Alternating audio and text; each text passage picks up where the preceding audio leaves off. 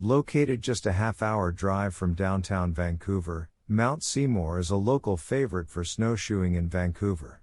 Not only are Mount Seymour's trails scenic, passing by picture-perfect lakes and old-growth forests, they're historic, too. Mount Seymour created their Discovery Trails system from trails originally used by the Alpine Club of Canada in the 1920s. For beginners, Mount Seymour is the top spot for snowshoeing. The Dog Mountain Trail is an ideal starter, offering an easy, clearly marked trail that runs from the Mount Seymour parking lot to a mountain viewpoint that overlooks all of Vancouver. There are more challenging trails, too, for intermediate and expert athletes.